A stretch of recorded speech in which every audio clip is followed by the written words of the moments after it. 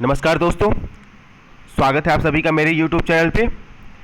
दोस्तों, ये जो वीडियो है वो वीडियो डीएमआरसी से रिलेटेड है। अभी कुछ दिनों से डीएमआरसी के निजीकरण की जो बातें चल रही हैं, बहुत सारे न्यूज़पेपर्स में आया भी था ये न्यूज़, और आप सभी के पास निश्चित रूप से ये न्यूज़ पहुंची ही होगी। उसी को लेके मेरी ये वीडियो है।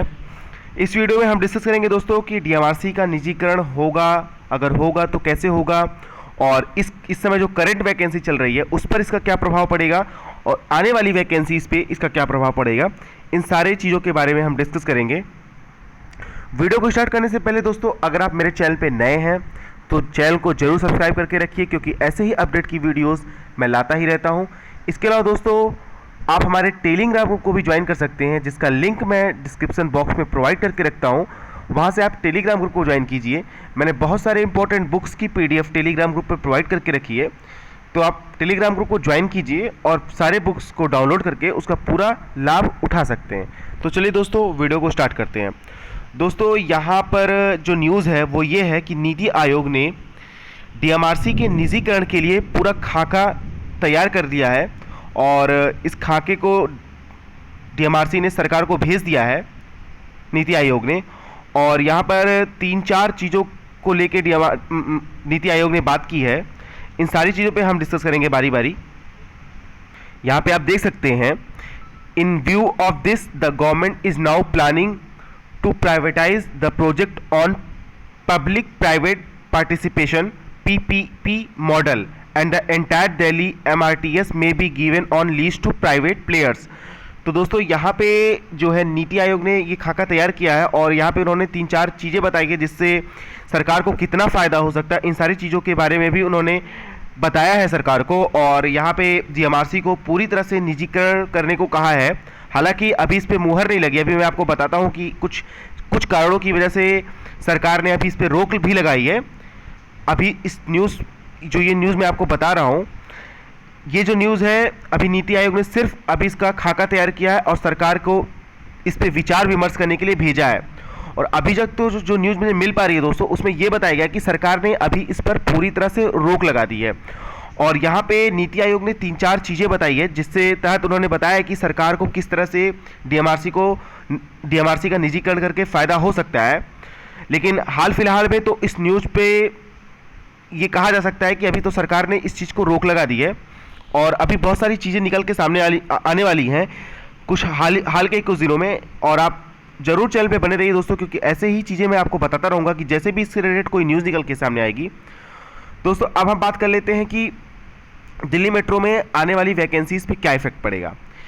दोस्तों, एक बात कन्फर्म है कि जो इस समय रिक्रूटमेंट चल रही है वो पूरी तरह से कंप्लीट होगी। तो आप बिल्कुल भी मत डरिए। अगर आपका चयन किसी भी पोस्ट पे हुआ है और या फिर आपका रिजल्ट पेंडिंग में है, वो जो बचे हुए रिजल्ट हैं उन पर भी रिजल्ट ज़रूर आएगा। और रही बात वैकेंसी पूरी होने की, तो ये वैकेंसी भी पूरी होगी। सबका, जितने भी बंदों की ज्वाइनिंग बची हुई है उन सबकी ज्वाइनिंग होगी। अभी आप सभी जानते हैं, कोविड-19 की वजह से ये जो महामारी चल रही है पूरे देश में, उसकी वजह से हर चीज़ बंद है। दिल्ली मेट्रो बंद है। जैसे ही ये सारी चीज़ें रिन्यू होगी, स्टार्ट होंगी, इन सारी चीज़ों पे वर्क होगा। और इसके अलावा दोस्तों, मैं आपको एक चीज़ और बता देता हूँ कि दिल्ली मेट्रो का ये निजीकरण का ये पहला मामला नहीं है। इससे पहले भी 2019 में दिल्ली मेट्रो के निजीकरण की बात चली थी। उस समय भी दिल्ली मेट्रो के स्टाफ कर्मचारियों ने बहुत ही भरपूर मात्रा में इसका विरोध किया था, और बहुत ही तगड़े ढंग से इसका विरोध किया था, जिससे सरकार को अपना ये जो फैसला था उसे वापस लेना पड़ा था। हालांकि फाइनल फैसला नहीं था, सरकार इस पर विचार कर रही थी, और सरकार को इन सारी चीज़ों को बंद करना पड़ा था। और इस बार भी इतना आसान नहीं है दिल्ली मेट्रो को प्राइवेट करना, क्योंकि दिल्ली मेट्रो में मेट्रो के अलग रूल होते हैं, मेट्रो का अलग एक्ट होता है।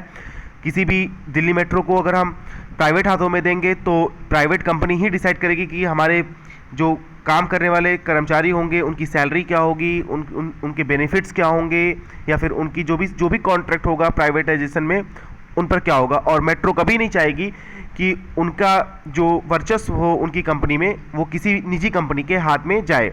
तो दोस्तों, आप इन चीज़ों से बिल्कुल परेशान ना होइए।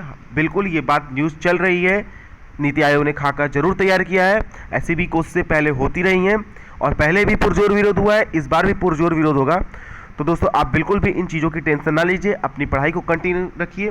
जो भी दोस्त इसका सपना लेके बैठे हैं कि उनका मोटो, उनका उद्देश्य दिल्ली मेट्रो में जॉब करने का है, तो वो अपनी पढ़ाई को लेके बिल्कुल भी घबराए ना, वो पढ़ाई को कंटिन्यू रखें।